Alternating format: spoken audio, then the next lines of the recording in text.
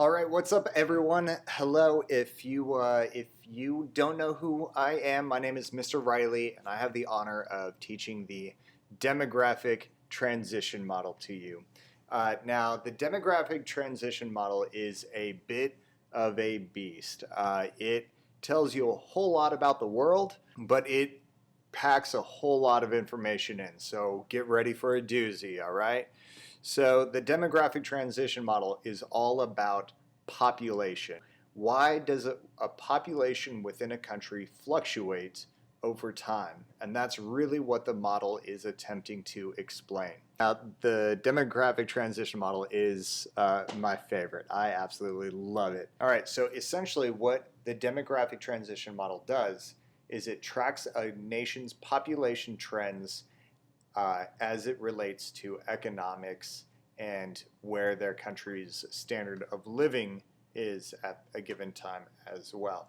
So without further ado, let's talk about the demographic transition model. So our demographic transition model is a simple graph. It's not tied to specific data necessarily. It's more for purposes of illustration. So your y-axis is the number of people, and your x-axis is a nation over a given time. But this demographic transition model is actually split into 4 different stages.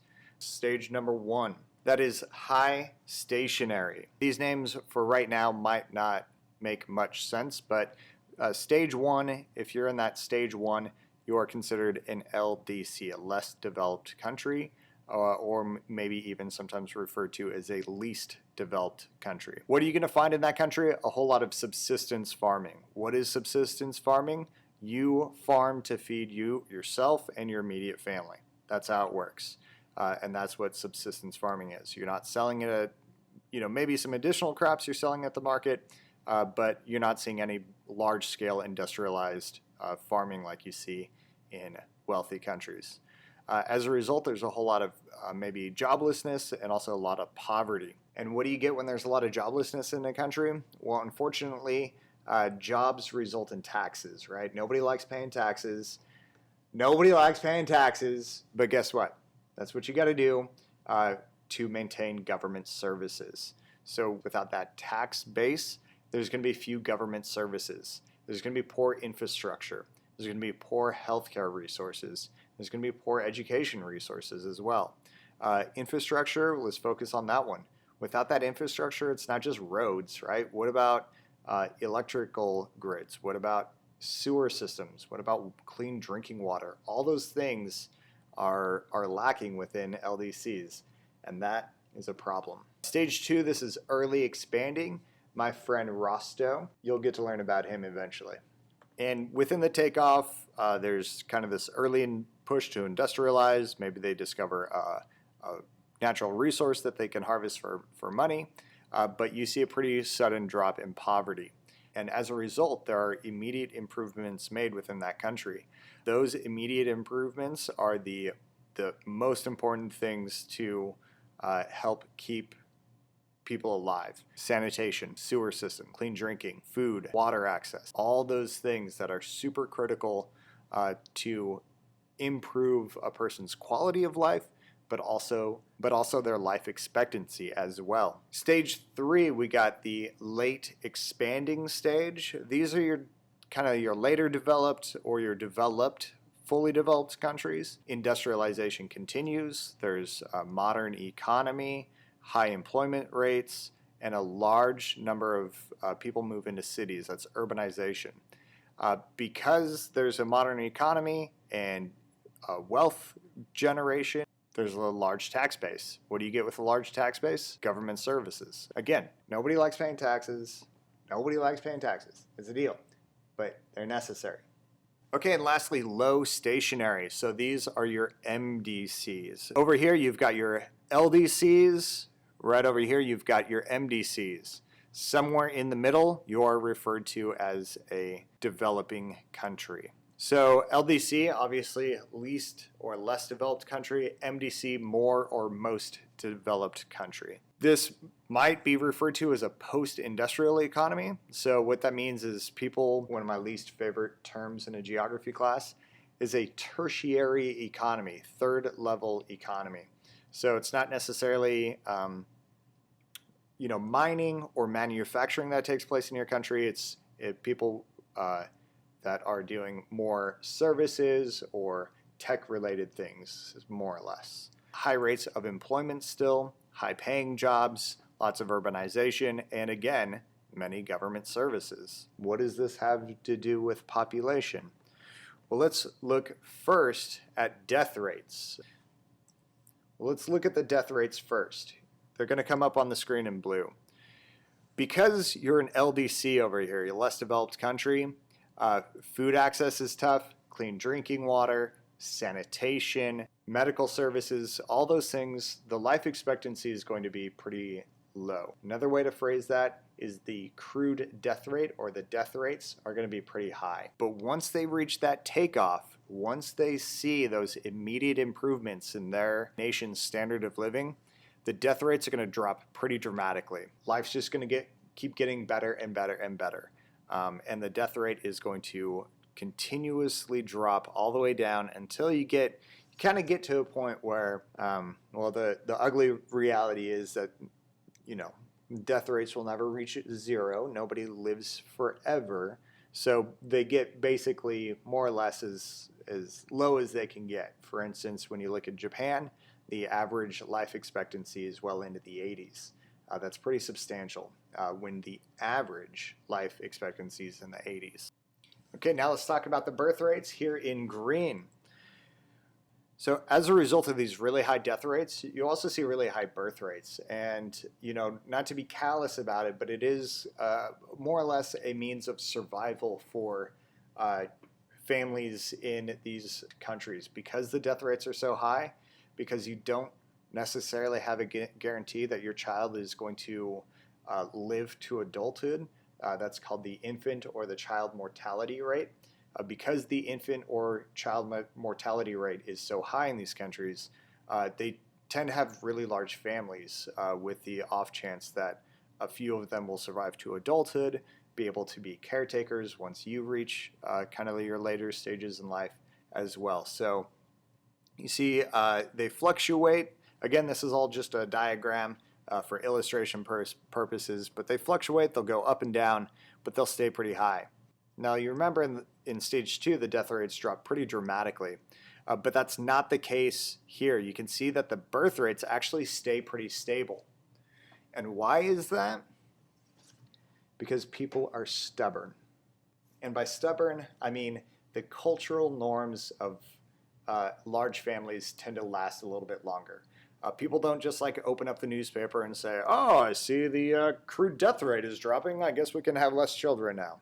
That's not really how it works, right? The cultural norms get passed on from generation to generation, and it takes a really long time for families to realize that maybe large families are no longer needed and maybe even not ideal.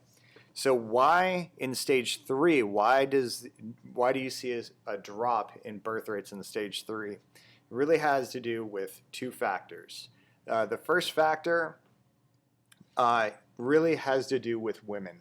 Women are educated. This does 2 things. First off, women are educated about, family planning, birth control, and the options to actually not have families or not have children. The other thing that they're educated in is actual jobs. They enter the workforce, and when you're working, it's really hard to raise children. So instead of having a large family, they'll opt to have fewer children so they can return back to the workforce. All right, and the next reason why is urbanization. As people move into cities, into urban areas, and yes, that means suburbs too. Really what it comes down to is the fact that space is at a premium, right? You can't afford, large homes within an urban environment unless you're extremely wealthy, right? Quite literally it becomes a space issue of where are you going to put more, if you have a family of 6, where are you going to put them all, right? What are they going to share rooms, etc.? All those logistics of actually the physical amount of space that a child occupies becomes an issue. So So yeah, you have less kids. Yeah, that's just how it works, right? Those trends continue to fall and fall and fall until they hit kind of a stable point. So what does this do for population, right? Well, if you can see here, you've got a gap right here between the death rates, the crude death rates, and the crude birth rates in green. That gap right in the middle is what we call the rate of natural increase, or the natural increase rate. Let me say that again, the natural increase rate. When you have more children being born than people dying, your population goes up. So now these names might make a little bit more sense, right? You've got high birth rates, high death rates, but it's more or less pretty stationary. Early expanding, so our population is expanding in stage 2. Stage 3 are we're in a late stage, but still expanding, maybe not as much. Stage 2 is really where you see the potential for a population boom. Stage 3, again, you're still stage 3. You are expanding. Stage 3, you are expanding, but maybe not quite as rapidly as stage 2. And then lastly, low stationary. You are a pretty stable, the birth rates and the death rates are pretty low, but you're also pretty stable population. Okay, so your population growth looks something like this. In stage 1, your population is quite low. There are lots of births, but the deaths equal it all out, so your population stays pretty low. It's stage 2 where you see the potential for a population boom. Stage 3, your population is still going to continue to rise, just not quite as rapidly as stage 2. And then stage 4, you've got a high population, but it is stable. The key here is to get through stage 2 as quickly as possible. If you can't get through stage 2 quickly, there's the potential for your population to kind of spiral out of control, what we call a population boom. And others refer to as a population bomb. But wait, there's actually stage 5 as well. So a stage 5 is actually a relatively new concept. Demographers, people who study population trends, are now coalescing around the fact that there is a stage 5. Stage 5 is actually, the title here is contracting. Economic or cultural norms result in small families. And when we say small families, we're talking 1 to 2 children, and then a large number of the population that choose to not have children at all. Japan and Germany are 2 really good examples for this. There are other nations in Europe as well that are struggling with this population, and people are having either 2 children or less, so one or 2 children, and that's just barely below the replacement rate, or having none at all. So your population is actually below replacement rates. You're running out of people. So on a graph, it actually looks like this, where down here you can see that the population, the number of births actually dip below, or your death rate exceeds that of the birth rate, and quite literally, your population you're running out of people. This has all kinds of implications on a society. The issues of an aging population is significant. It's pretty obvious and pretty natural for people to look at this stage of the graph and panic and say, oh yeah, there's too many people. But part of the paradox, while this is an issue, a population boom can have a whole host of implications on a nation and a society. Well, guess what? A population decrease has not the same ramifications, but does have ramifications on a nation's economy and everything else. I've talked long enough, so I'm not going to go over those ramifications here in this specific video. What you have here is a really good breakdown of what this graph looks like. When you look at it for the first time, it is scary, but hopefully looking at it here in this context helps make a little bit more sense. Again, I love this model. I think this tells you a whole lot about the world and nations, and as they develop and the trends that happen within those countries. I think this is something that is just beneficial for everyone to understand. So I really thank you guys for watching this. Thank you for letting me ramble on about the demographic transition model, and hopefully it helped clarify some things for you. Namaste.